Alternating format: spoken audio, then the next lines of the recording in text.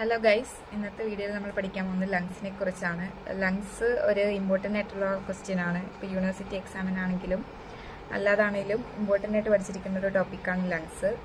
ഇതിൽ ഞാൻ ജസ്റ്റ് ഈ വീഡിയോയിൽ ഇൻട്രൊഡക്ഷൻ, സൈറ്റ് ആൻഡ് സിറ്റുവേഷൻ, പിന്നെ എക്സ്റ്റേണൽ ഫീച്ചേഴ്സാണ് മെയിനായിട്ട് ഈ വീഡിയോയിൽ പറയുന്നത്. ഇൻട്രൊഡക്ഷനിൽ ഇത് ലങ്സിൻ്റെ ഒരു സിമ്പിൾ ഡയഗ്രം ആണ്. ഇത് ജസ്റ്റ് നമ്മൾ നോർമൽ ഒരു ലങ്സ് വരയ്ക്കുന്ന പോലെ വരച്ചാൽ മതി. ഇതിൽ മെയിനായിട്ടുള്ള എല്ലാ കാര്യങ്ങളും ലേബിൾ ചെയ്തിട്ടുണ്ട്.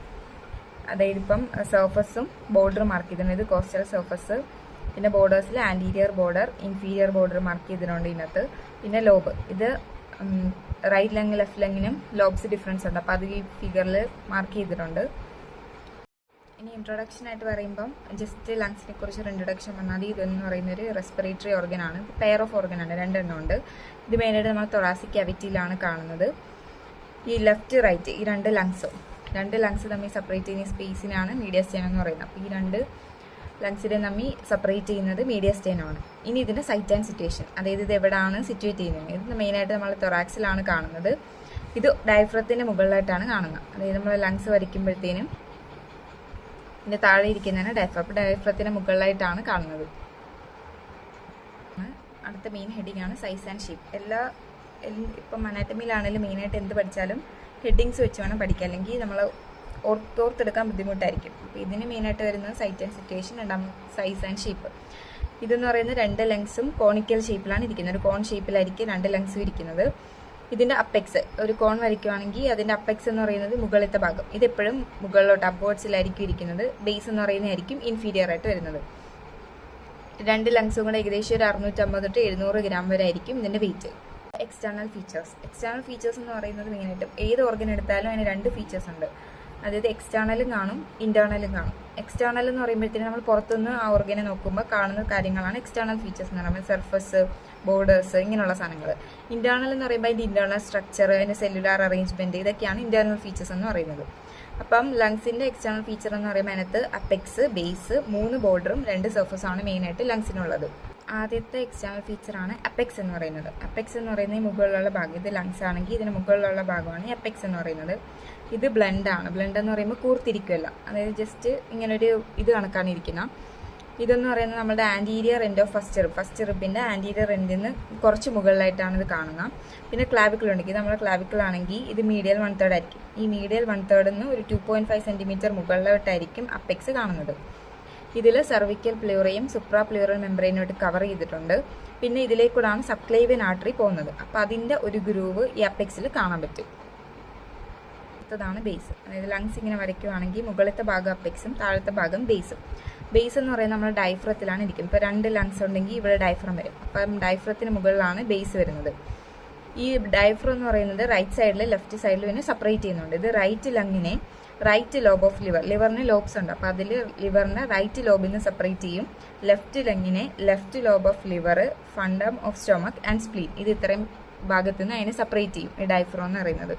ഇനി ബോർഡേഴ്സ് ആൻറ്റീരിയർ, പോസ്റ്റീരിയർ, ഇൻഫീരിയർ, 3 ബോർഡേഴ്സാണ് ഉള്ളത്. ആദ്യത്തെ ആണ് ആൻറ്റീരിയർ ബോർഡർ. ആൻറ്റീരിയർ ബോർഡർ എന്ന് പറയുന്നത് ഭയങ്കര തിന്നായിട്ടുള്ളൊരു ബോർഡറാണ്. ഇത് പോസ്റ്റീരിയർ ബോർഡറിനെ കാട്ടി ഷോർട്ടാണ്. ഇനി ലെഫ്റ്റ് സൈഡ്, ഇത് റൈറ്റും ഇത് ലെഫ്റ്റുമാണ്. ഈ ലെഫ്റ്റ് ലങ്ങിൽ ആൻറ്റീരിയർ ബോർഡറിൽ ഒരു വലിയ നോച്ചുണ്ട്. ഇതിനെ കാർഡിയാക് നോച്ച് എന്നാണ് പറയുന്നത്. ഇവിടെ ഹാർട്ടും പെരിക്കാർഡിയുമാണ് ഇവിടെ സിറ്റുവേറ്റ് ചെയ്യുന്നത്. അപ്പം ഈ ഒരു ഭാഗത്ത് ലങ്സ് ഇല്ല, അതായത് ആ ഒരു റീജിയനിൽ ഹാർട്ടിനെ പെരിക്കാർഡിയത്തിന് ലങ്സ് കവർ ചെയ്യുന്നില്ല. ഈ ഒരു ഭാഗത്ത് വരുമ്പോഴത്തേനും നോച്ച് ഫോം ചെയ്യും. അടുത്തതാണ് പോസ്റ്റീരിയർ ബോർഡർ എന്ന് പറയുന്നത് തിക്കാണ്. ആൻറ്റീരിയറിനെക്കാട്ടി കുറച്ചുകൂടെ തിക്കാണ്, പക്ഷേ ഇത് ഇൽ ഡിഫൈൻഡ് ആണ്. അത് പ്രോപ്പറായിട്ട് നമുക്ക് കാണാൻ പറ്റില്ല പോസ്റ്റീരിയർ ബോർഡറുള്ളതായിട്ട്. ഇത് മീഡിയൽ മാർജിൻ ഓഫ്, അതായത് ഹെഡ് ഓഫ് ദി റിബിൻ്റെ മീഡിയൽ മാർജിന് കറസ്പോണ്ട് ആയിട്ടായിരിക്കും പോസ്റ്റീരിയർ ബോർഡർ കാണാൻ പറ്റുന്നത്.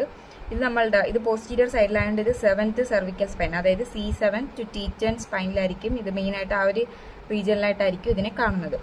ഇനി ഇൻഫീരിയർ എന്ന് പറയുമ്പോഴത്തേനും കോസ്റ്റൽ ആൻഡ് മീഡിയൽ സർഫസിനെ സെപ്പറേറ്റ് ചെയ്യുന്നതാണ്, ബേസിൽ നിന്ന് സെപ്പറേറ്റ് ചെയ്യുന്നതാണ് ഇൻഫീരിയർ ബോർഡർ എന്ന് പറയുന്നത്. അടുത്തതാണ് സർഫസ് മെയിനായിട്ട് 2 എണ്ണമാണ്, കോസ്റ്റലും മീഡിയലും. അപ്പോൾ നമ്മൾ നേരത്തെ പറഞ്ഞു ഇവിടെ ഒരു ലങ്സ് ഉണ്ടെങ്കിൽ ആൻറ്റീരിയറിലും പോസ്റ്റീരിയറിലും ഉണ്ട്. അപ്പോൾ ഈ ഒരു സൈഡിൽ വരുന്ന സർഫസ് ആണ് ഇവിടെ ഒരു ലങ് ഉണ്ടെങ്കിൽ ഈ ഒരു സൈഡിൽ വരുന്നതാണ് മീഡിയൽ, ഈ സൈഡിൽ വരുന്നതാണ് കോസ്റ്റൽ. മീഡിയൽ എന്ന് പറയുമ്പോൾ അകത്തുള്ളതും കോസ്റ്റൽ എന്ന് പറയുമ്പോൾ റിബ്സിൻ്റെ ആ ഒരു സൈഡിൽ വരുന്നതും. ആദ്യം കോസ്റ്റൽ സർഫസ്. കോസ്റ്റൽ എന്ന് പറയുമ്പോൾ ലാർജ് ആണ്, കോൺവെക്സ് ആണ്. ഈ ഒരു സൈഡിൽ ഇങ്ങനെ വരുന്നതുകൊണ്ട് ഇത് ലാർജ് ആൻഡ് കോൺവെക്സ് ആയിരിക്കും. ഇവിടെ നിന്ന് ഇങ്ങനെ വരുന്നുണ്ട്. ഇത് കോസ്റ്റൽ പ്ലൂറയായിട്ട് കണക്റ്റഡ് ആയിരിക്കും. പിന്നെ തൊറാസിക് വോളിലും കണക്റ്റഡ് ആയിരിക്കും. ഇത് ലങ്സ് ഇവിടെ ആണെങ്കിൽ ഇവിടെ തൊറാസിക് വോളുണ്ട്, റിബ് ഇതുപോലെ ഇങ്ങനെ വരുന്നുണ്ട്. അപ്പോൾ ഈ വോളുമായിട്ട് ഇത് കണക്റ്റഡ് ആയിരിക്കും. ഇനി അടുത്തതാണ് മീഡിയൽ സർഫസ്. മീഡിയൽ സർഫസ് എന്ന് പറയുമ്പോഴത്തേനും 2 ലങ്സ് ഉണ്ടെങ്കിൽ ഈ ഒരു ഭാഗത്ത് വരുന്നതാണ് മീഡിയൽ സർഫസ്. ഇവിടെ ആന്റീരിയർ ബോർഡർ വരും, ബാക്കിൽ പോസ്റ്റീരിയർ. അപ്പോൾ ഈ ഒരു ഭാഗത്ത് വരുന്ന സർഫസ് ആണ് മീഡിയൽ സർഫസ് എന്ന് പറയുന്നത്. ഇതിന് ബാക്കിൽ, അതായത് പോസ്റ്റീരിയർ അല്ലെങ്കിൽ വെർട്ടിബ്രൽ ഒരു പോർഷനും ഉണ്ട്, മീഡിയസ്റ്റൈനൽ പാർട്ടും ഉണ്ട്. 2 പാർട്ടായിട്ട് ഡിവൈഡ് ചെയ്യുന്നുണ്ട്.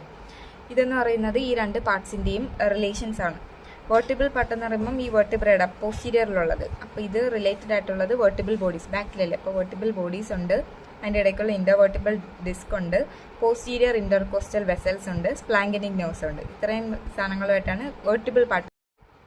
അടുത്തത് മീഡിയസ്റ്റൈനൽ പാർട്ട്. ഇതിൻ്റെ റിലേഷൻസ് വരുന്നത് മീഡിയസ്റ്റൈനൽ സെപ്റ്റം, പിന്നെ കാർഡിയാക് ഇംപ്രഷൻ, ഹൈലം, പിന്നെ ഓരോ സൈഡ്സിലും ഓരോ ഇംപ്രഷൻസ് ഡിഫറൻസ് ആയിട്ട്.